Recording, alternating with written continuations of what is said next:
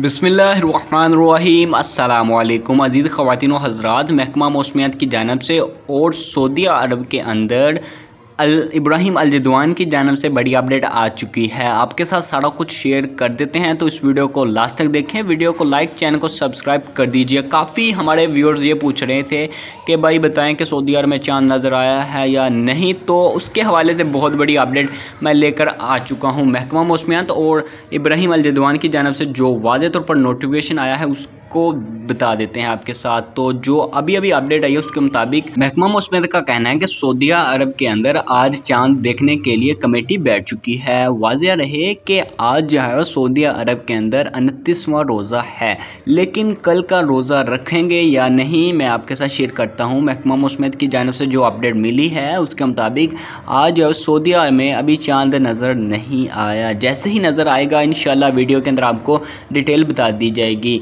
महकमा मौसमियात की जानिब से पेशनगोई की गई थी कि पाकिस्तान में रोया साल रमज़ानुल मुबारक 29 रोज़ों पर मुश्तमिल होगा। पाकिस्तान में 29 रोज़े होने का इम्कान वाज़ेह किया गया है। माहिरीन का कहना है कि नए चांद की पैदाइश 8 अप्रैल को रात जो है वो 11:21 पर होगी, जबकि 9 अप्रैल को चांद की उम्र 19 घंटे से ज़ायद हो जाएगी। गुरूब आफ्ताब के बाद चांद नज़र आने का कभी इम्कान ज़ाहिर किया जा रहा है। वीडियो को लाइक, चैनल को ज़रूर सब्सक्राइब करें। अल्लाह हाफ़िज़।